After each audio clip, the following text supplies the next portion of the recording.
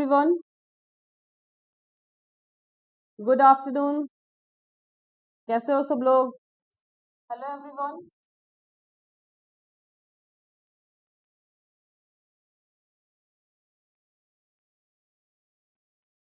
तो आज हम लोग नए टॉपिक के साथ दोबारा से मिले हैं। आज की हमारी ये स्पेशल क्लास जो है यूट्यूब सेशन तुम सब के लिए नए टॉपिक के साथ आज हम लोग डिस्कस करेंगे रिसर्च एंड थ्योरी।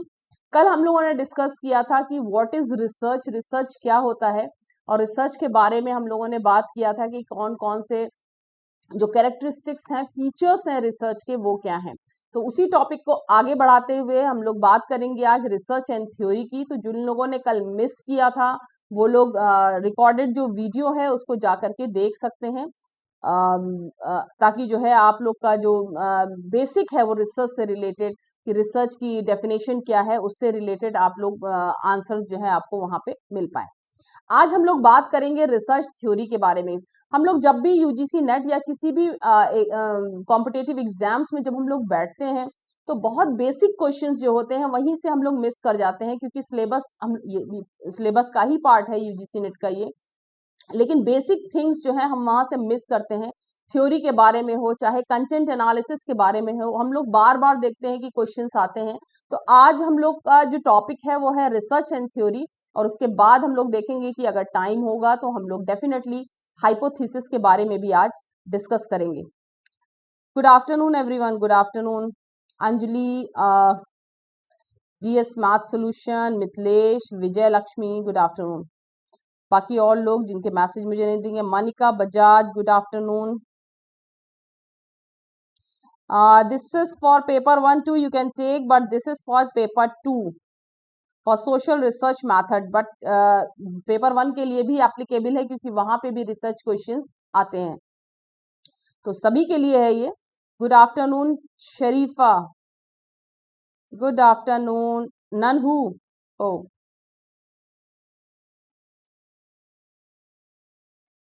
तो सभी लोग इसको पढ़ सकते हैं क्योंकि रिसर्च मैथोलॉजी का जो क्वेश्चन है वो सभी के लिए है, चाहे वो पेपर 1 वाले हों, कंपलसरी पेपर है, और या फिर सेकंड पेपर में भी क्वेश्चंस रिसर्च मैथोलॉजी से रिलेटेड आते ही आते हैं। हम सब लोग भी अवेयर हैं इस चीज से, चाहे वो सोशल रिसर्च मैथड से रिलेटेड हो चाहे वो रिसर्च मैथोलॉजी से रिलेटेड हो, बट क्वेश्चंस होते हैं। Good afternoon animal fight club. अच्छा, आंसर कीज जो है विजय लक्ष्मी आने वाली होंगी, अभी नहीं आएंगी वैसे, जुलाई में ही आ जाएंगी। इस मंथ में तो अब नहीं आएंगी, जुलाई की में भी 15 जुलाई के अंदर आ जानी चाहिए।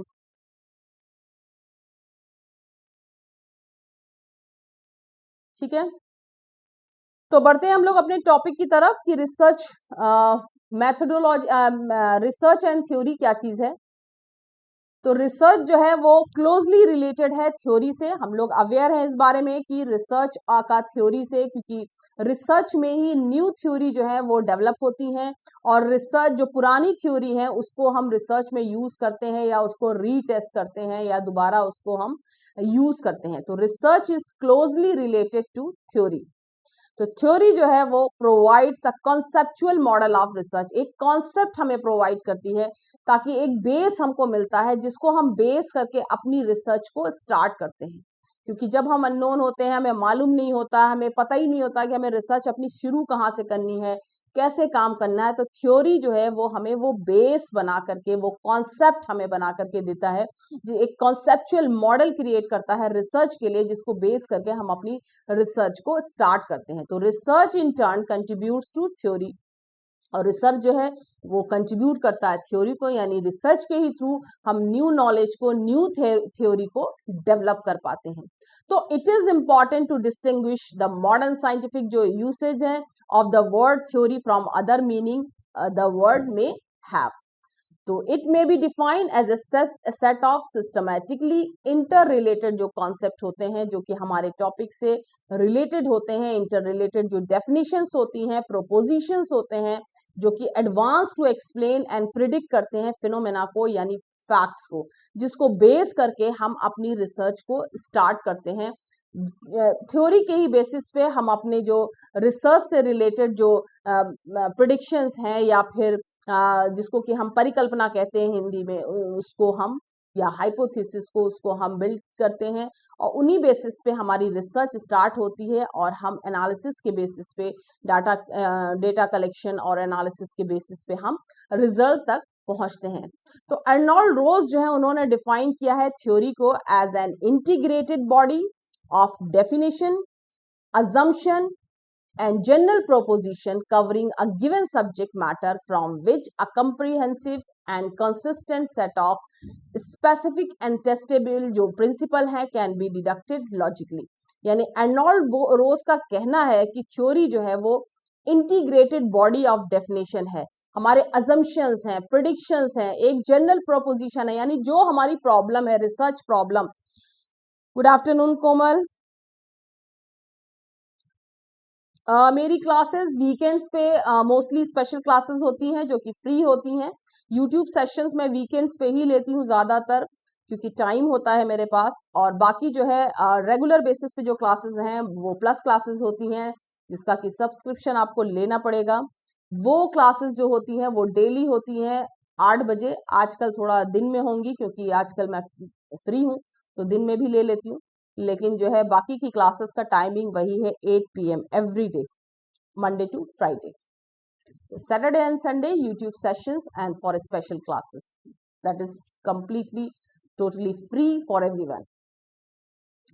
तो अर्नोल्ड रोज के हिसाब से अगर हम थ्योरी की डेफिनेशन को देखते हैं तो इंटीग्रेटेड जो बॉडी ऑफ डेफिनेशंस होती हैं, अजम्पशंस जो होते हैं हमारे टॉपिक से रिलेटेड, हमारी प्रॉब्लम से रिलेटेड, हमारे जो फिनोमिना है, चाहे वो सोशल फिनोमिना, चूंकि हम लोग सोशियोलॉजी स्टूडेंट हैं, हम लोग सोशल फिनोमिना की बात करेंगे। और एक जनरल प्रपोजिशन होता है, एक आइडिया होता है जिस चीज को हम जिस प्रॉब्लम के लिए हम आंसर तलाश कर रहे हैं, एक इजी वर्ड्स में अगर बोले तो उनको स्टार्ट करने के लिए, उसके बेस को लेके चलने के लिए, क्योंकि देखो बिना बेस के हम हवा में तो कोई काम नहीं कर सकते। और रिसर्च का मकसद ही है फैक्ट्स का पता लगाना। कल भी हम लोगों ने डिस्कस किया कि रिसर्च में सब्जेक्टिविटी की जगह सिर्फ उतनी ही है, यानी सब्जेक्टिविटी को बेस बना के हम ऑब्जेक्टिविटी की तलाश करते हैं, यानी नई नॉलेज को, नए फैक्ट को पाने की कोशिश करते हैं। तो ऑब्जेक्टिविटी पे ही रिसर्च बेस्ड होती है, मतलब रिसर्च में मकसद सिर्फ ऑब्जेक्टिविटी को पाना है on the basis of subjectivity, यानी हमारी कुछ तो बेस करके कुछ तो अवधारणाएं होंगी, प्रिडिक्शन होगा। Sushma good evening, good afternoon. उसके बेसिस पे हमारी रिसर्च जो है वो स्टार्ट होती है और उसी के बेसिस पे हम आगे अपनी रिसर्च को कंटिन्यू करते हैं। उन्हीं के बेसिस पे हमारा रिसर्च प्लान होता है, रिसर्च डिजाइन हम चूज करते हैं उसी अपने प्रिडिक्शन, अपनी थ्योरी के बेसिस पे, और उसके बाद हम आगे अपने रिसर्च को कंटिन्यू करते हैं। तो रिसर्च के थ्रू हम नई थ्योरी को बनाते भी हैं, यानी हमारे जो फैक्ट्स हैं, जो रिजल्ट्स हैं, वो नई थ्योरी को बनाते भी हैं, और हम जो पुरानी थ्योरी है उसको बेस करके अपनी रिसर्च को स्टार्ट भी करते हैं। तो दोनों ही चीजें हैं। तो अर्नोल्ड रोज जो है उन्होंने डिफाइन किया कि थ्योरी जो है वो एक इंटीग्रेटेड बॉडी ऑफ डेफिनेशन है, अजम्पशन है, प्रिडिक्शन है, जनरल प्रोपोजिशन है, एक जनरल आइडिया है जो कि कवर करती है गिवन सब्जेक्ट मैटर को, यानी हमारी जो प्रॉब्लम है रिसर्च की, from which a comprehensive and consistent set of specific और या फिर जो टेस्टेबल जो प्रिंसिपल हैं जिनको कि हम टेस्ट करते हैं, कैन बी डिडक्टेड लॉजिकली। उसके बाद हम देखेंगे कि क्राइटेरिया क्या क्या है, थ्योरी में क्राइटेरिया क्या क्या होता है। तो थ्योरी जो है वो स्टार्ट होती है एज आइडियाज से। तो थ्योरी स्टार्ट होती है एक आइडिया के साथ। तो how much these ideas confirm to the basic demands या ऑफ प्रोपोजिशन या formulation that determines the whether or not they will assume the status of theory. तो किस तरीके से हम देखेंगे कि जो हमारा जो आइडिया है, जो स्टार्ट होता है, जो आइडिया अजम्पशंस जो होते हैं, वो किस तरह से कंफर्म करते हैं हमारी बेसिक थ्योरी के ऊपर, बेसिक डिमांड्स ऑफ जो प्रोपोजिशन है, जो हमारी प्रॉब्लम की, रिसर्च प्रॉब्लम की जो डिमांड है। तो फॉर्मुलेशन जो है determine whether or not they will assume the status of theory, तो उसको अज्यूम कर पाते हैं थ्योरी के स्टेटस को या नहीं। तो इसमें कुछ कुछ जो क्राइटेरिया है वो क्या होता है, हम लोग इसको ओके विशाल, गुड आफ्टरनून विशाल।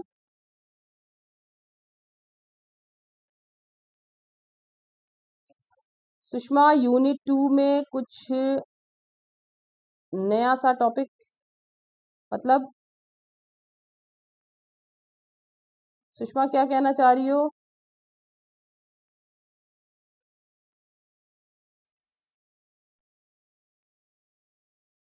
तो they must be logically consistent.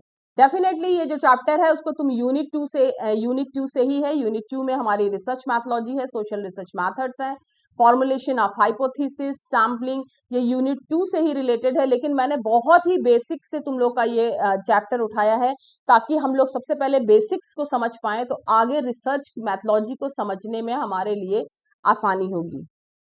Is it clear? तो बहुत बेसिक नॉलेज है यूनिट 2 से, जहां पे हम लोगों ने रिसर्च से इसको उठाया है कि रिसर्च क्या है, थ्योरी क्या चीज होती है।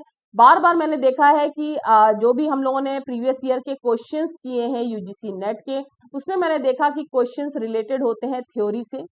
तुम लोगों के लिए क्वेश्चंस आते हैं कि क्या थ्योरी हम रिसर्च में बनाते भी हैं या बनी हुई थ्योरी पे ही काम करते हैं, या थ्योरी बिल्डअप होती है, फॉर्म होती है या नहीं होती।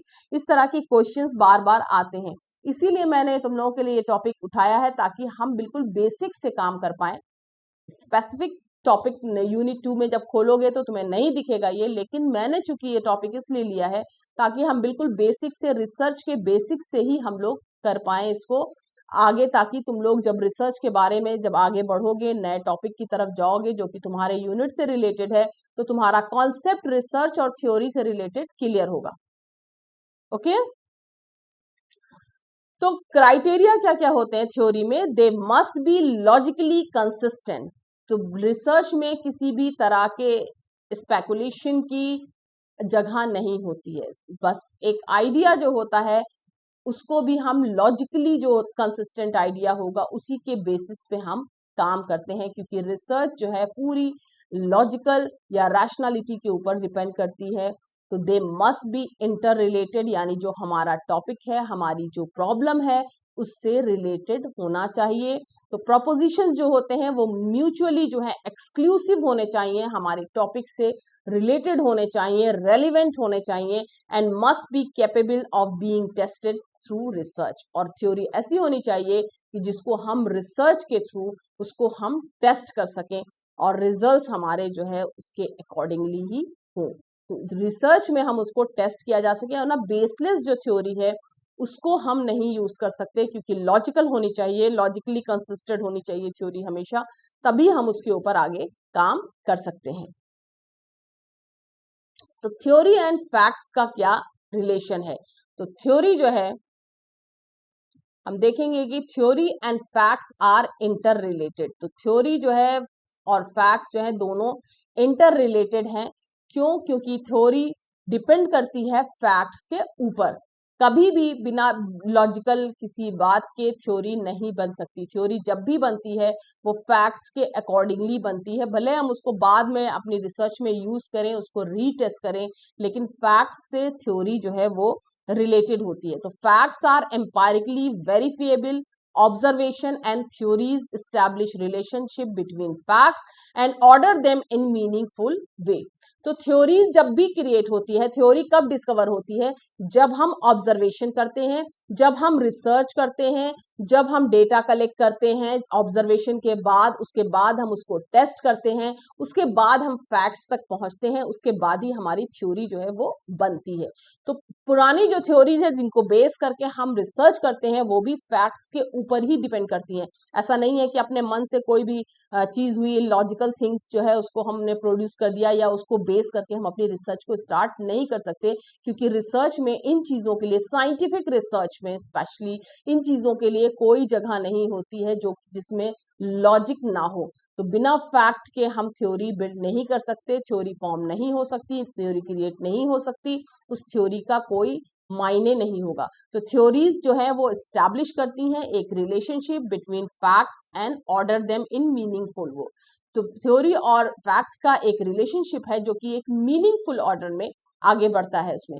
तो थ्योरी जो है वो समराइज करती है फैक्ट्स को, बताती है it is into empirical generalization, एक एम्पिरिकल स्टडी के बाद जनरलाइज होती है theory, and it predict facts, तो प्रिडिक्ट करती हैं फैक्ट्स को, जिनको कि हम बाद में टेस्ट करते हैं अपनी रिसर्च के अंदर। तो facts in turn help to initiate theory. अब उसके बाद नई थ्योरीज जो है वो फॉर्म होती हैं, नई थ्योरी जो है क्रिएट होती है हमारी रिसर्च के बाद, हमारी डिस्कवरी के बाद, हमारी नॉलेज के बाद। तो fact lead to the reformulation of an existing theory. तो रीफॉर्मुलेशन ऑफ जो एग्जिस्टिंग थ्योरी, जिसको कि हमने बेस करके अपनी रिसर्च को स्टार्ट किया था, उसके बेसिस पे हम फिर नई थ्योरी जो है उसको हम बनाते हैं अपनी रिसर्च में आगे। फैक्ट्स को जब हम रीटेस्ट करते हैं, उसको बेस करके हम रिसर्च को आगे बढ़ाते हैं। उसके बाद हम जब उसको टेस्ट करते हैं, एनालाइज करते हैं, तो न्यू थ्योरी जो है वो वहां से फॉर्मुलेट होती हैं, और एग्जिस्टिंग थ्योरी को हम मॉडिफाई करते हैं, क्योंकि हमेशा चेंज आता रहता है। सोसाइटी हमारी स्टैटिक है, चेंजेस उसके अंदर बने रहते हैं, तो जरूरी नहीं कि जो पुरानी थ्योरी बन गई वो हमेशा ही चलती रहेगी, उसके अंदर अपडेशन होगा ही होगा, अपडेट होती रहती है। तो नई रिसर्च क्या करती है कि पुरानी थ्योरी को हम बेस करके अपनी रिसर्च को स्टार्ट करते हैं, उसके बाद जो उसमें गैप्स होते हैं उसको कंप्लीट करके, उसको आंसर को पाके, फैक्ट्स का पता लगा के हम नई थ्योरी को क्या करते हैं, फॉर्मुलेट करते हैं। क्लियर हो गया यहां तक? आगे बढ़े।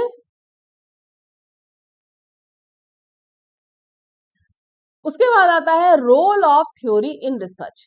तो थ्योरी का रिसर्च में क्या रोल है, इसको हम लोग जानेंगे कि थ्योरी जो है वो हेल्प करती है, थ्योरी हम जो है डीलिमिट्स द स्टडी, यानी theory help research in several ways, several useful ways में। तो अब these are the major contribution of theory in research. तो थ्योरी जो है वो नैरोज करती है range of facts to be studies, यानी थ्योरी से क्या होता है, हमारी जो स्टडीज हो जाती है वो डी लिमिट्स हो जाती है, यानी हम उसको नैरो कर पाते। एक तो होता है, मान लो हमारी प्रॉब्लम है, रिसर्च की प्रॉब्लम है, हमें उसके ऊपर स्टडी करना है। अगर हमारे पास थ्योरी ना हो, अगर हमारे पास बेस ना हो, तो बेसलेस थिंग्स के लिए हम भागेंगे इधर उधर, हमें समझ में नहीं आएगा हमें कौन सी चीज को कैसे सेट करना है, कैसे सिस्टमैटिक हमको इसको करना है। तो चूंकि रिसर्च जो है वो systematic study of any phenomena, चाहे वो नेचुरल फिनोमेना हो, और सोशल साइंस की रिसर्च है तो सोशल फिनोमेना है। तो थ्योरी हमारा क्या काम करती है, हमारे काम को आसान करती है, नैरो करती है रेंज ऑफ फैक्ट्स को। हमको जिसको स्टडी करना है उसको नैरो करके हमें बताती है कि इस लाइन में अब तुम्हें आगे बढ़ना है, यहीं से तुम्हें अब अपनी रिसर्च को स्टार्ट करना है। अब यहाँ तक ये रिसर्च हो चुकी है, इसमें यहाँ ये पॉइंट्स हैं, इनको यहाँ से पकड़ो, ये प्रॉब्लम है, तुम्हारा एरिया है, ये तुम्हारा रिसर्च क्वेश्चन है, इसके बाद इस पे हमको आगे काम को करना है। सोसाइटी जो है वो डायनेमिक होती है, स्टैटिक नहीं होती। एग्जैक्टली प्रणाम मयंक। तो हमारी जो सोसाइटी है वो डायनेमिक है, क्योंकि उसमें टाइम टू टाइम चेंजेस होते रहते हैं, स्टैटिक नहीं होती, एक से नहीं होती। कल को हमारी सोसाइटी जो थी वो सिंपल सोसाइटी थी, आज हम कॉम्प्लेक्स सोसाइटी का हिस्सा है। तो सोसाइटी स्टैटिक नहीं है, वो डायनेमिक है। तो it helps to select a few relevant aspects of a phenomena, so any phenomena may be studies from different angle. तो किसी भी फिनोमेना को हम अलग अलग एंगल से स्टडी करते हैं। तो थ्योरी क्या करती है, हमें हेल्प करती है, रिसर्चर को हेल्प करती है to work with the framework in science, यानी एक फ्रेमवर्क में काम करने के लिए, एक सिस्टमैटिक तरीके से काम करने के लिए थ्योरी जो है हमारे लिए बेस तैयार करके देती है। अब हमको अगर बिल्डिंग बनाना है तो बिना बेस के तो हम बिल्डिंग खड़ी नहीं कर देंगे आसमान में, उसका कुछ तो बेस रखेंगे। बिना बेस के तो बिल्डिंग खड़ी नहीं हो सकती, हवा में तो झुलाएंगे नहीं हम बिल्डिंग को। तो बिल्डिंग अगर ब्लॉक्स हमें बनाने हैं, तो बिल्डिंग को खड़ा करने के लिए उसके लिए कुछ तो बेस होगा, बेस के ऊपर ही हमारी बिल्डिंग बुनियाद बनेगी। पहले हम बुनियाद, तो बुनियाद हमारी क्या है, हमारी थ्योरी। तो रिसर्च के लिए जब हम स्टार्ट करेंगे रिसर्च, तो हमारी जो बुनियाद है वो हमारी थ्योरी होगी, उसको हम बेस करके उसके ऊपर हम अपनी रिसर्च को स्टार्ट करेंगे। नई थ्योरी को हम वहां से डेवलप करेंगे, उसको अपडेट करेंगे, उसको मॉडिफाई करेंगे, उस थ्योरी को जो हमने स्टडी किया है। ठीक है। तो थ्योरी हमें प्रोवाइड करती है कॉन्सेप्चुअल मॉडल, एक कॉन्सेप्चुअल मॉडल, यानी कॉन्सेप्ट, जैसे मैंने बताया जो बिल्डिंग ब्लॉक्स हैं, जो कॉन्सेप्ट यानी बेस का काम हमारी थ्योरी जो है करती है। सॉरी। तो they provides conceptual framework for a study. तो it helps a researcher to develop conceptual structure for the proper formulation of selected problem. यानी हमारी जो प्रॉब्लम है उसका एक कॉन्सेप्ट, उसका एक बेस तैयार करना, ताकि हम अपनी रिसर्च को आगे बढ़ा सकें, प्रॉपर उसका फॉर्मुलेशन हो सके और हमारी रिसर्च उन्हीं बेसिस पे आगे बढ़ सके. तो थ्योरी प्रोवाइड्स कॉन्सेप्चुअल मॉडल. तो थ्योरी जो है वो हम समराइज करती है हमारी रिसर्च को, यानी it summarises the, it's already known about the objective जिसको कि हम स्टडी करने जा रहे हैं, उसके बारे में हमें पहले से पहले कुछ तो नॉलेज होनी चाहिए, उससे रिलेटेड कोई तो इंफॉर्मेशन होनी चाहिए कि इस रेंज में इस पे काम हुआ है. तो there will be change in the structure of relationship between proposition. तो इन ईच एरिया जो साइंटिस्ट होता है मूव फ्रॉम ओल्डर सिस्टम. जब भी हम किसी, अब डॉक्टर के पास अगर हम जाते हैं तो डॉक्टर हमारा इलाज कैसे शुरू करता है, कैसे डायग्नोज करता है कि अगर मान लो हमें कोई बीमारी है या फिर हम डायबिटिक हैं या किसी, तो सबसे पहले क्या करेगा, हमारी हिस्ट्री को जानने की कोशिश करता है. फैमिली में कौन कौन डायबिटिक है, क्या माहौल है, किस तरह से और किसको थी डायबिटीज. तो एक हिस्ट्री जान, जब भी आप डॉक्टर के पास जाओगे, स्पेशली होम्योपैथिक के डॉक्टर के पास आप जाओगे, तो पहले पूरी हिस्ट्री आपका निकाल लेगा, पीछे से पूरी हिस्ट्री निकलेगी, उसके बाद ही आगे का काम उस पर शुरू होता है. क्यों? क्योंकि जब तक हमारे पास ओल्डर सिस्टम की इंफॉर्मेशन नहीं रहेगी, पुराना हिस्ट्री नहीं रहेगी, उसी को बेस करके हम आगे अपना ट्रीटमेंट, डॉक्टर पेशेंट का ट्रीटमेंट जो है स्टार्ट करता है. उससे उसको उसका नेचर पता लगता है, उसकी कल्चर के बारे में जानकारी होती है, किस माहौल से आ रहा वो जानकारी होती है, फैमिली में किस तरह की जो हेरिडेटरी चली आ रही है जो बीमारियां हैं उसके बारे में जानकारी होती है, उसी के हिसाब से उसका ट्रीटमेंट जो है स्टार्ट होता है.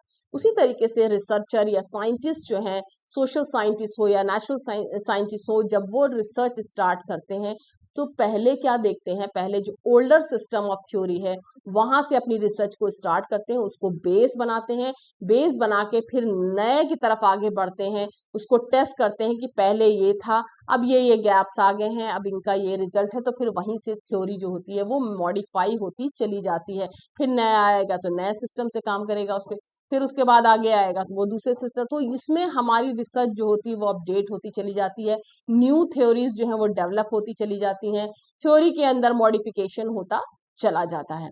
तो scientist move from older system of theory towards a more acceptable new system.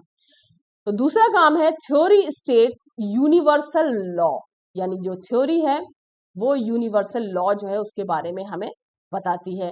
यानी theory states a general uniformity beyond the immediate जो ऑब्जर्वेशन है. फॉर एग्जाम्पल, अगर एक पर्सन जो है वो सिटिंग अंडर मैंगो ट्री, तो observe that mango falling on the ground, but beyond this observation there is a general law of gravitation. तो gravity जो है उसका एक जनरल लॉ वहां पे लागू हो जाता है कि कैसे मैंगो जो है नीचे की तरफ आएगा. तो अगर पेड़ के नीचे बैठ के अगर देखा जाए कि हाँ आम गिरेगा तो जमीन पे आएगा, लेकिन कैसे आएगा, तो जनरल लॉ किस चीज का, हम लोग हमेशा किस चीज के बारे में पढ़ते हैं, एक जनरल लॉ ऑफ ग्रेविटी के बारे में पढ़ते हैं, ग्रेविटेशन के बारे में हमें मालूम है कि एक जनरल लॉ है जिसकी वजह से वो अगर वहां से गिरेगा तो वो नीचे की तरफ आएगा. यानी बॉल हम अगर ऊपर फेंकते हैं तो वो नीचे की तरफ ही आती है.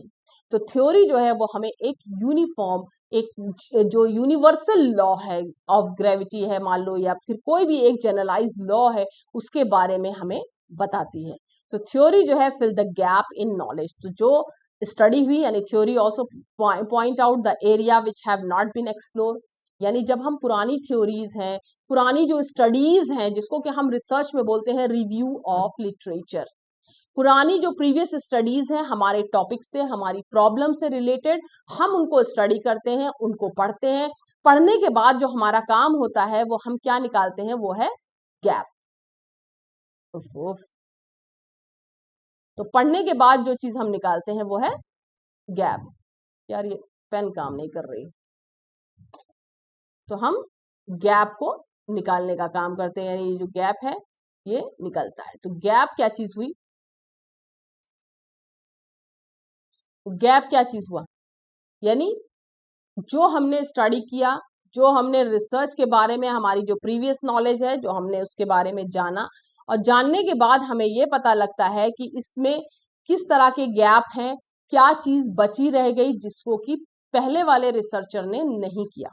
गैप का मतलब ये हुआ कि हमने जब पुरानी जो रिव्यू ऑफ लिटरेचर क्यों कहा जाता है कि जब भी हम तुम लोग अगर पीएचडी के लिए एनरोल्ड होगे, पीएचडी स्टूडेंट होगे, तो डेफिनेटली तुम लोगों को पता होगा कि जब भी हम रिसर्च को स्टार्ट करते हैं, सबसे पहले हमारा गाइड क्या कहता है, बुक्स को पढ़ो, उससे रेलिवेंट लिटरेचर पढ़ो, उससे रेलिवेंट रिव्यू ऑफ लिटरेचर करो। क्यों?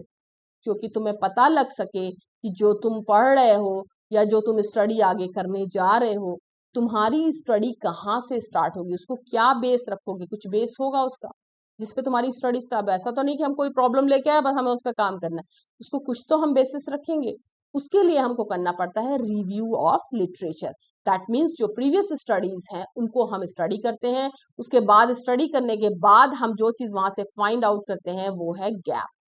उसके बारे में हम पता लगाते हैं कि इस रिसर्च में क्या गैप बचा है, क्या चीज बची है जिसको अब हमको स्टडी करना है, यहां से आगे अपनी रिसर्च को हमको कंटिन्यू करना है। तो theory also point out the area which have not been explore, यानी जिस एरिया के ऊपर काम नहीं हुआ है, जो बचा हुआ है, जहां से हमें अपनी रिसर्च को कंटिन्यू करना है और उस थ्योरी को मॉडिफाई करना है। तो the gap in knowledge are brought to light and through the question arising out of theory. वहीं से वो क्वेश्चन उठा के हम अपनी रिसर्च को स्टार्ट करते हैं। उसके बाद नई थ्योरी, हमारी रिसर्च से जो हमारे फैक्ट्स आते हैं, हमारे जो रिजल्ट्स आते हैं, उनके बेसिस पे थ्योरी जो है वो मॉडिफाई होती है, यानी नई थ्योरी बन के सामने आ जाती है। तो थ्योरी जो है वो स्टेट करती है यूनिवर्सल लॉ को। हम लोगों ने अभी पढ़ा कि किस तरह से थ्योरी एक यूनिवर्सल लॉ के ऊपर काम करती है, कि हमें एक जनरल जो लॉ है उस पर वर्क होता है। तो प्रिडिक्शन क्या चीज होती है? तो थ्योरी जो है हमें हेल्प करती है टू प्रिडिक्ट फर्दर फैक्ट्स, यानी जो फर्दर फैक्ट्स हैं उनको जानने में हमारी मदद करती है। यानी फॉर एग्जाम्पल अगर हम लेते हैं, we may observe low birth rate in modern societies. तो जो मॉडर्न सोसाइटीज हैं उसमें लो बर्थ रेट जो है उसको, उसका रीजन क्या है अगर हम जाने तो for its we can predict that if modern way of life is introduce into a traditional rural or tribal community, its birth rate would decline. तो उसके बाद हमें क्या करना पड़ेगा, हमारा एक प्रिडिक्शन होगा उससे रिलेटेड, हमारी अपनी सोच होगी, हमारा अपना इंटरप्रिटेशन होगा, हमारी अपनी अवधारणा होगी। तो we can predict that if modern way of life is introduce, तो जो modern way of life introduce हुई into a traditional rural society के अंदर, तो वही रीजन, ये वजह बनी है कि आज जो है जो बर्थ रेट जो है वो डिक्लाइन हुआ है। तो ये ऐसा थ्योरी के बेसिस पे हमने, पुरानी स्टडीज के बेसिस पे हमने ये अजम्पशन निकाला, ये प्रिडिक्शन किया। अब इस प्रिडिक्शन को साबित करने के लिए हमको हमारी रिसर्च वहीं से स्टार्ट करनी पड़ेगी, उससे रिलेटेड हम ऑब्जर्वेशन करेंगे, डेटा कलेक्ट करेंगे और उसके बाद उसको एनालाइज करके हम फैक्ट तक पहुंच के उस थ्योरी को हम मॉडिफाई करेंगे। तो relationship between theory and research is contributory. तो रिसर्च जो है वो कंट्रीब्यूट करता है to the development of theory को, यानी हम रिसर्च के थ्रू थ्योरी को डेवलप करते हैं। तो अब मेजर जो कंट्रीब्यूशंस ऑफ थ्योरी है रिसर्च में, उनको हम देखते हैं। तो रिसर्च इनिशिएट थ्योरी। तो रिसर्च जो है वो इनिशिएट करता है थ्योरी को, यानी फाइंडिंग्स ऑफ रिसर्च में lead to the formulation of theory, यानी जो हमारे फैक्ट्स होते हैं, यानी हमारे रिसर्च की जो फाइंडिंग्स होती हैं, हमारे जो रिजल्ट्स होते हैं, उनसे नई थ्योरीज जो होती हैं वो फॉर्मुलेट होती हैं। तो साइंटिफिक एक्सपेरिमेंटल जो होते हैं, एक्सपेरिमेंट्स जो होते हैं, have led to the development of various theories, like physics में हम देख सकते हैं, केमिस्ट्री यानी नेचुरल साइंसेस के अंदर अगर हम देखें तो फिजिक्स केमिस्ट्री में नई नई थ्योरीज जो होती हैं वो डेवलप होती है। तो सिमिलरली सोशल साइंस के अंदर has contributed to the development of several theories also. तो नई जो रिसर्च होती हैं, जो हम बेस करके पुरानी थ्योरी के ऊपर बेस करके उन्हीं प्रेडिक्शन के अकॉर्डिंगली हम नई रिसर्च जो करते हैं वो नई थ्योरी को डेवलप करती हैं। तो रिसर्च जो है वो इनिशिएट करती है थ्योरी, तब रिसर्च करते हैं हम उस पर और नई थ्योरी को इनिशिएट करते हैं। तो रिसर्च जो है वो टेस्ट एंड एग्जिस्टिंग थ्योरी। अब रिसर्च का काम क्या है? रिसर्च मतलब क्या? हम ऑब्जर्व कर रहे हैं, रिसर्च कर रहे हैं। रिसर्च, री मैंने कल बताया था, री माने दोबारा, सर्च कर रहे हैं, दोबारा से हमने सर्चिंग शुरू की है। तो one major function of empirical research is to test hypothesis deduce from the existing theory, जिसको कि हम पुरानी थ्योरी से निकाल के लाए हैं, उनको, उन हाइपोथेसिस को, उन प्रेडिक्शंस को हम टेस्ट करते हैं। तो if a hypothesis is not confirm bye research, the theory from which the hypothesis is deduced is री एग्जामिन्ड एंड टेस्टेड। यानी जो कंफर्म नहीं करेगी, अगर हम पुरानी किसी थ्योरी से अगर हमने फॉर्मुलेट की है, तो हमको क्या करना पड़ेगा, हमको री एग्जामिन करना पड़ेगा एंड टेस्ट करना पड़ेगा उसको। तो reformulation of an existing theory. तो when a theory does not fit into new findings of research, जब वो थ्योरी जहां से हमने अपनी रिसर्च स्टार्ट की थी, हमारी फाइंडिंग्स ऑफ रिसर्च में उसमें फिट नहीं बैठती है, रिजल्ट हमारा सिग्निफिकेंट नहीं होता, it is rejected and reformulated to encompass the new findings की तरफ जाते हैं हम, रिजेक्ट हो जाती है और रीफॉर्मुलेट हमको उसको करना पड़ता है। ठीक है, तो रिसर्च जो है वो रीफोकसेस ऑन थ्योरी। रिसर्च का काम है, एम्पायरिकल रिसर्च में give a new focus to existing theory, यानी उसको मॉडिफाई करने का काम जो है रिसर्च करती है, जो न्यू रिसर्च होती है, पुरानी थ्योरी को मॉडिफिकेशन का काम नई रिसर्च से होता है। तो रिसर्च जो है वो थ्योरी को क्लैरिफाई करती है, यानी concept are drawn from theory but researcher can not proceed on the basis of their theoretical meaning के ऊपर। तो रिसर्चर नहीं कर सकता, सिर्फ थ्योरेटिकल मीनिंग है, उसको हमको रिसर्च करना, उसको हमको टेस्ट करना पड़ेगा। तो for research purpose the concept जो है मस्ट बी ऑपरेशनलाइज, उसको ऑपरेशनलाइज होना पड़ेगा, define specially with concrete empirical indication, यानी हमको उसको टेस्ट करना है। तो कम कॉन्क्रीट जो एम्पायरिकल इंडिकेशंस जो उससे रिलेटेड है, उस प्रोसेस पे हमको जाना पड़ेगा, तब हम उसको एनालाइज कर सकते हैं after the data collection. So such clarification and redefinitions lead to the discovery of new hypothesis. तो उससे हमारी नई hypothesis जो है वो create होती है। तो in short, theory and research are inseparable complementary components of scientific endeavour, यानी थ्योरी को हम रिसर्च से अलग नहीं कर सकते, they are complementary components of scientific behaviour, हमको दोनों को साथ साथ लेके चलना होता है। तो ये हमारा आज का जो टॉपिक था वो थ्योरी से रिलेटेड था। अब आगे इसी टॉपिक को हम कंटिन्यू करते हैं, क्योंकि अभी टाइम हमारे पास है, इसको हम आगे बढ़ा के हाइपोथेसिस तक ले जाते हैं। तुम लोग बोर तो नहीं हुए हो?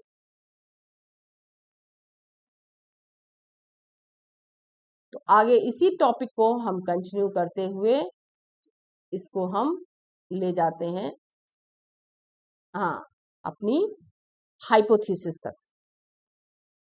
ठीक है, अब हाइपोथेसिस क्या हुई, हम लोगों ने बार बार एक हाइपोथेसिस का नाम सुना थ्योरी के अंदर में, तो हाइपोथेसिस क्या है?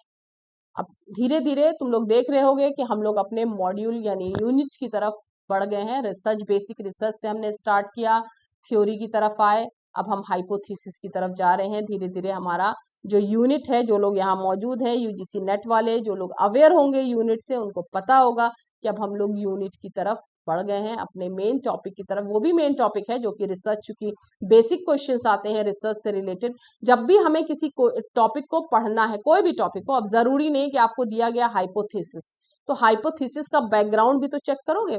वही वाली बात आ गई, जब हमको रिसर्च अगर करना है, तो रिसर्च के लिए हमको जिस टॉपिक से रिलेटेड हम रिसर्च कर रहे हैं, जिस प्रॉब्लम से रिलेटेड, तो उसकी हिस्ट्री भी तो चेक करेंगे। एज ए साइंटिस्ट या as a social science researcher तुम लोग क्या करोगे कि हिस्ट्री भी तो चेक करोगे। बिना हिस्ट्री के हम आगे तो नहीं बढ़ सकते, पीछे का भी तो देखेंगे, उसको पकड़ के चलेंगे ना, उसको तो छोड़ नहीं सकते। तो इसीलिए जब रिसर्च से रिलेटेड अगर क्वेश्चन आए, हाइपोथेसिस तुम लोग को पूछा गया, तो हाइपोथेसिस के लिए ये भी तो जानना जरूरी है कि रिसर्च क्या चीज है। रिसर्च ही का तो हिस्सा है हाइपोथेसिस। तो क्यों है हाइपोथेसिस, उसके लिए सबसे पहले हम क्या जानेंगे? रिसर्च को जानेंगे। अब थ्योरी के बारे में बार बार बात आ रही, तो सबसे पहले क्या जानेंगे? थ्योरी क्या चीज होती है यार, वहां से भी एक क्वेश्चन उठना चाहिए कि थ्योरी है क्या चीज, तब तो हम रिसर्च। अब हाइपोथेसिस तक अब हम आए, तो हमारा कॉन्सेप्ट चूंकि थ्योरी का हमारा क्लियर हो गया है, और तो अब रिसर्च की तरफ हम आएंगे। ठीक है, तो क्या हुआ, जब हमने once the selection, formulation, definition of problem have been accomplished, यानी जब जैसे ही हमारी जो अब प्रॉब्लम जो है, रिसर्च की जो प्रॉब्लम है, वो क्रिएट हो गई, फॉर्मुलेशन हो गया, उसकी डेफिनेशन ऑफ जो प्रॉब्लम है वो सामने आ गई, यानी हमने स्टडी कर लिया, हमारी थ्योरी हमने स्टडी कर दी, तो जो फॉर्मुलेशन हो चुके हैं, हमारे क्वेश्चन आ गए हैं, रिसर्च के क्वेश्चंस आ चुके हैं कि अब हमको किस बारे में, हमें गैप पता लग गया कि जो प्रीवियस जो स्टडीज हैं उनमें गैप क्या क्या था, जहाँ पे जो पॉइंट पुराने जो साइंटिस्ट हैं या रिसर्चर हैं उनसे जो पॉइंट छूट गया था, अब उनको पकड़ के हमें अपनी रिसर्च को स्टार्ट करना है।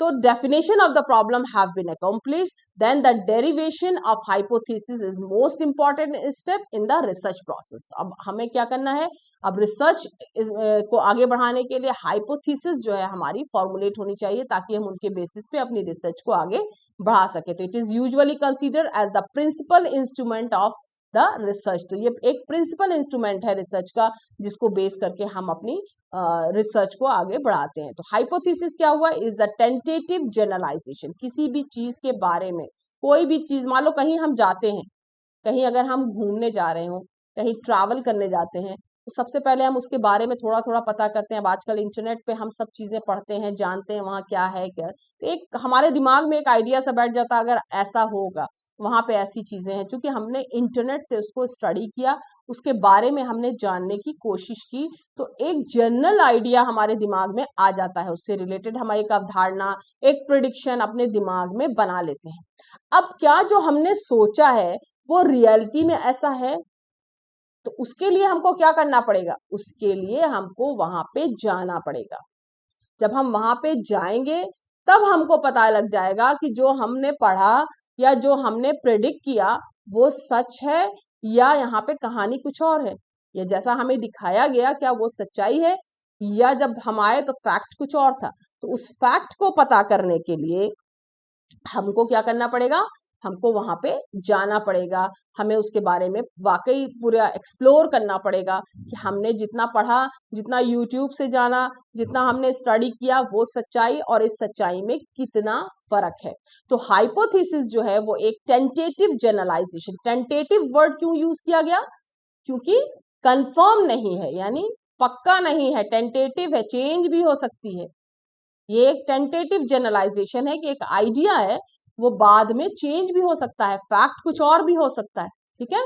तो the validity of which remains to be tested, यानी जो उसकी वैलिडिटी जो है अभी बची हुई है टेस्ट करने के लिए, अभी हमने फैक्ट का पता नहीं लगाया, इसीलिए हमने इसको टेंटेटिव बोला है। क्यों, क्योंकि अभी ये फैक्ट नहीं है, इसको अभी हमको इसकी वैलिडिटी को चेक करना है, ये अभी एलिमेंट्री स्टेज में है, यानी अभी स्टार्टिंग पॉइंट है, अभी हमको वहां तक पहुंचना, अगर हम ट्रैवल कर रहे हैं तो अभी एक आइडिया लिया हमने, अब जब वहां पहुंचेंगे तो सही पिक्चर का आइडिया हमको वहीं लगेगा कि रियलिटी क्या है। तो रियलिटी जानने के लिए हमको फील्ड में उतरना पड़ेगा, यानी वहां तक पहुंचना पड़ेगा। तो hypothesis is a tentative generalization, the validity of which remains to be tested in its most elementary stage, यानी एकदम स्टार्टिंग में हमको उसको चेक करना पड़ेगा कि हम जो मोस्ट एलिमेंट्री स्टेज तक हम जब पहुंचेंगे तो हमें उसको चेक करना पड़ेगा। तो हाइपोथेसिस में भी मेरा जो है एक हंच गैस है या इमेजिनेटिव डेटा होता है, हमारा प्रीडिक्शन है, या which becomes the basis of for action investigation के लिए, यानी जो आगे हमें अपनी रिसर्च को आगे बढ़ाना है, तो उस चीज को कंटिन्यू करने के लिए, एक एक्शन लेने के लिए हमारा एक बेस है जिसको हम बेस करके अब हम आगे बढ़ेंगे। तो जॉर्ज लुनबर्ग ने जो है इसको डिफाइन किया इस तरह से। तो proposition which can be put to test, यानी एक प्रोपोजिशन जो एक कॉन्सेप्ट है जिसको कि हम टेस्ट करने के लिए, उसकी वैलिडिटी को टेस्ट करने के लिए आगे हम रिसर्च करते हैं, वो है हाइपोथेसिस। गुडेन एंड हार्ट ने इसको इस तरह से डिफाइन किया है। तो हाइपोथेसिस जो है वो है, हाइपोथेसिस जो है is a powerful tool in research. Hypothesis जो है वो एक पावरफुल टूल है एक रिसर्च प्रोसेस को अचीव करने के लिए, जिसके ऊपर हमारी जो नॉलेज है वो डिपेंड करती है, यानी उसको हम बेस बना के अपनी रिसर्च को आगे बढ़ाते हैं। It helps the researcher to relate theory to observation and observation to तो जो ऑब्जर्वेशन जो है हमारे हाइपोथेसिस से जो रिलेट होता है। तो हाइपोथेसिस जो है वो फैसिलिटेट करता है एक्सटेंशन ऑफ नॉलेज को, यानी हमारी जो नॉलेज है उसको बढ़ाने के लिए, एक्सटेंड करने के लिए, आगे बढ़ाने के लिए एक हमें बेस देता है, ताकि हम उसको आगे बढ़ के उसकी जो रियलिटी है उससे जुड़ी हुई उसको हम टेस्ट कर सकें। तो हाइपोथेसिस जो है वो प्रोवाइड करता है रिसर्चर को रैशनल स्टेटमेंट जो है वो प्रोवाइड करता है। तो हाइपोथेसिस हमें एक डायरेक्शन देता है रिसर्च को आगे बढ़ाने के लिए, ताकि हम उस पर आगे बढ़ सके। हमें प्रोवाइड करता है basis for exporting the conclusion of the study, यानी हमारी जो रिसर्च की जो प्रॉब्लम है उसके आंसर तक हम पहुंच सके, उसके कंक्लूजन तक पहुंच सके, उसके रिजल्ट तक पहुंच सके, उस रास्ते को चल के, यानी उसको बेस बना करके जहां से हमारी प्रॉब्लम उठी, उसके बाद उससे रिलेटेड ऑब्जर्वेशन करके, उससे रिलेटेड जो एविडेंस है उसको इकट्ठा करके, उन एविडेंस को टेस्ट करके हम अपने रिजल्ट्स तक, अपने कंक्लूजन तक पहुंच सके। तो हमारी रिसर्च को एक बेस जो देता है वो हाइपोथेसिस है, जो कि हम फॉर्मुलेट करते हैं विद द स्टडी ऑफ या review of the existing data या एग्जिस्टिंग जो लिटरेचर है उसको पढ़ के हम हाइपोथेसिस को फॉर्मुलेट करते हैं। अब हाइपोथेसिस के बाद हमारा रिसर्च जो है उस बेसिस पे हम अपनी रिसर्च को आगे बढ़ाते हैं। अब फॉर्मुलेशन ऑफ हाइपोथेसिस कैसे होता है? तो hypothesis are product of considerable speculation, एक प्रिडिक्शन, एक आइडिया एंड इमेजिनेटिव गेसवर्क, यानी ऐसा होगा, जैसा मैंने अभी ट्रैवलिंग से तुम्हें दिया कि तुम लोगों को कहीं ट्रैवल करना है, किसी भी प्लेस पे जाना है, मान लो इंडिया में हो, हम लोग को हिल स्टेशन जाना है, नैनीताल जाना है, दार्जिलिंग जाना है, तो सबसे पहले हम क्या करें? मान लो हम कभी नहीं गए, कोई नहीं गया हमारे यहाँ से, तो सबसे पहले हम लोग क्या करेंगे? उसके बारे में आजकल तो फटाफट हम लोग यूट्यूब खोलते हैं, देखते हैं वहां वेदर कैसा है, कैसा मौसम हो रहा होगा, ये वाला मौसम जाने के लायक है कि नहीं है। तो कहाँ से पता कर रहे हैं हम? हमने आइडिया किया एक, उसके बारे में जो पहले से जो चीजें मौजूद हैं उनको हमने स्टडी करना स्टार्ट किया। तो स्टडी करने के बाद हमें तब रियलाइज होता है कि नहीं, ये जो हम ऐसा ऐसा सोच रहे हैं, हमने अपने दिमाग में एक आइडिया बैठा लिया कि हाँ वहाँ पे ऐसा वेदर होगा, अब इस वक्त माहौल बहुत अच्छा है, जाना चाहिए, यहाँ यहाँ हमको होटल मिल जाएगा, इतने का होटल मिलेगा, हमने सब आइडिया लगा लिया। लेकिन अब सही आइडिया जो है सही है कि नहीं, उसके बारे में पता कहाँ करेंगे? जब हम वहां जाएंगे, तब हमको जितने जितने आइडिया लगे थे, जितनी जितनी स्पेकुलेशन थी, जितनी जितनी इमेजिनेशन थी, प्रिडिक्शन थे हमारे, वो साबित होंगे वहां पे जाके कि जितना हमने पढ़ा वो सही था, जितना हम इसके बारे में बताया गया वो सही था, या कहानी यहाँ पे कुछ और है, फैक्ट जो है वो कुछ और है। तो वहां से हम क्या करेंगे? हम अपनी चीजों को शेयर करेंगे। अगर हम रिव्यू करते हैं या हम अगर ट्रैवलिंग का अपना बताते हैं, तो फिर हम अपनी चीजें शेयर करेंगे, हमने तो ऐसा पढ़ा था लेकिन यहाँ ऐसा है, या जैसा हमने सुना था हमने वैसा ही पाया, यानी रिजल्ट्स जो थे वो सिग्निफिकेंट थे, इनसिग्निफिकेंट नहीं थे।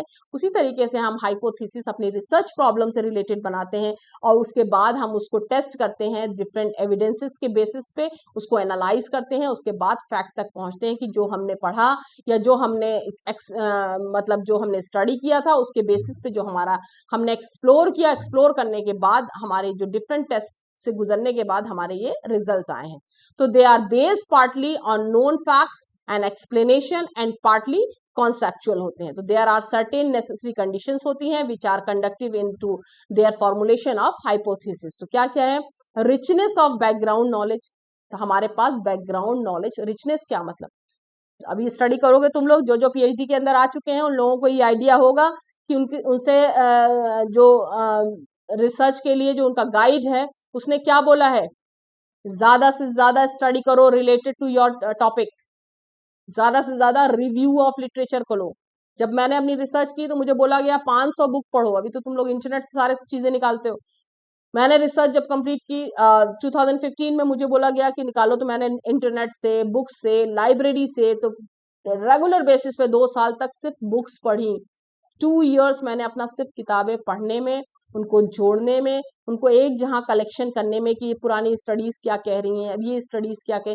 तो रिचनेस ऑफ बैकग्राउंड नॉलेज होना चाहिए हमारे पास, कंप्लीट नॉलेज होनी चाहिए उससे रिलेटेड कि क्या क्या चीजें इस बारे में हो चुकी हैं, तब जाकर के उसको हम बेस करके अपनी रिसर्च को आगे बढ़ा सकते। तो वर्सैलिटी ऑफ इंटेलेक्ट होना चाहिए उसके अंदर, अलग अलग तरीके से हमारा जो दिमाग है, हमारा जो इंटेलेक्चुअल लेवल है, उसके बाद वर्सैलिटी होनी चाहिए, उसमें वेरिएशन होना चाहिए, अलग अलग से बहुत सारी जो है उसके अंदर चीजें होनी चाहिए। तो एनालॉजी एंड अदर प्रैक्टिसेस के लिए उसके बाद है क्राइटेरिया ऑफ जो यूजेबल जो हाइपोथेसिस है उनके क्या क्राइटेरिया है। तो hypothesis should be clearly at precisely stated होनी चाहिए। तो क्लियर होनी चाहिए, एकदम स्पेसिफाई होनी चाहिए, प्रिसाइज होनी चाहिए, क्लियरली मेंशन होनी चाहिए कि हमको आगे अब इसको करना है, इसी को बेस करके इसको हम टेस्ट करेंगे। तो हाइपोथेसिस शुड बी टेस्टेबल, जिसको कि हम टेस्ट कर सके, कोरिलेट कर सके, उसको कंपेयर कर सके। तो हमारी हाइपोथेसिस जो है उससे रिलेटेड वेरिएबल्स होते हैं, यानी एक डिपेंडेंट वेरिएबल होता है और एक इंडिपेंडेंट वेरिएबल होता है जिनको कि हम टेस्ट करते हैं। तो hypothesis should state the expected जो रिलेशनशिप है बिटवीन द वेरिएबल्स, यानी जो एक डिपेंडेंट, एक तो जो प्रॉब्लम है और एक प्रॉब्लम उसके ऊपर जिस वेरिएबल के ऊपर डिपेंड करती है, यानी एक डिपेंडेंट हो गया और एक इंडिपेंडेंट है, यानी जो अलग अलग जो चीजें हैं जो कि डिपेंड कर रही हैं उसके ऊपर। यानी एक आदमी है, एक ग्रुप है, उससे रिलेटेड उसका जो सोशल जो प्रोफाइल है, या उससे रिलेटेड उसका रिलीजियस प्रोफाइल है, उससे रिलेटेड उसका इकोनॉमिक प्रोफाइल है, साइकोलॉजिकल जो उसका प्रोफाइल है, मेंटल स्टेटस है, उसकी फैमिली के अंदर अगर हम स्टडी करते हैं तो उसकी फैमिली का क्या क्या असर उसके ऊपर पड़ता है। तो वो हो गया, डिपेंड करता है उसके ऊपर। जितने भी इंडिपेंडेंट वेरिएबल हैं डिपेंड करते हैं डिपेंडेंट के ऊपर किस तरह से, दोनों के बीच का रिलेशन क्या है, तब जाकर के हम अपना हाइपोथेसिस को हम टेस्ट कर पाएंगे, रिलेशन को बता पाएंगे। तो hypothesis should B limited on scope, यानी अपना जो स्कोप है जो हम जानना चाहते हैं उससे लिमिटेड, एकदम उस पे ही डिपेंड करनी चाहिए। इधर उधर हमको भागना नहीं है, वरना हम खुद कंफ्यूज हो जाएंगे अपनी रिसर्च में और स्पेसिफिक आंसर जो है हमारे रिसर्च क्वेश्चन का हमको नहीं मिल पाएगा। तो hypothesis should be stated as far as possible in simple terms में स्टेट होनी चाहिए, ताकि आपको भी समझ में आ सके, जो सामने वाला कभी आपको जब रीटेस्ट करे तो उसको भी समझ में आ सके। तो जब हमारे ऊपर खुद ही क्लियर होंगी चीजें तभी हम आगे बढ़ पाएंगे। तो should be stated clearly in simple terms में जो है स्टेट होनी चाहिए। तो the hypothesis selected should be amenable to testing within reasonable, जो टाइम है उसके अंदर में हाइपोथेसिस जो है वो टेस्ट होनी चाहिए। अब कैरेक्टरिस्टिक्स ऑफ हाइपोथेसिस क्या क्या होने चाहिए, क्या क्या कैरेक्टरिस्टिक्स हैं हाइपोथेसिस के। It should B conceptually clear, उसका कॉन्सेप्ट जो है एकदम क्लियर होना चाहिए, स्पेसिफिक होना चाहिए, वेल डिजाइन होना चाहिए। क्यों? क्योंकि उसी के ऊपर हमारी रिसर्च डिपेंड कर रही है। अब उसी को बेस बना के हम अपनी रिसर्च की तरफ आगे बढ़ेंगे, उसी को हमको टेस्ट करना है, वहीं से हमारे क्वेश्चंस के आंसर को। बस ये लास्ट क्लास चली विशाल, बस ये वाली स्लाइड्स, 2-3-4 स्लाइड्स और बची होंगी शायद, उसके बाद ये खत्म हो जाएगी क्लास। बोर हो गए हो?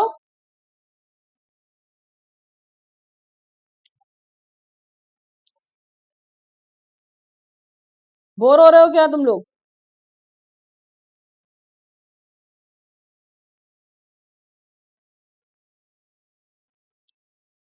तो कैरेक्टरिस्टिक्स क्या है हाइपोथेसिस के?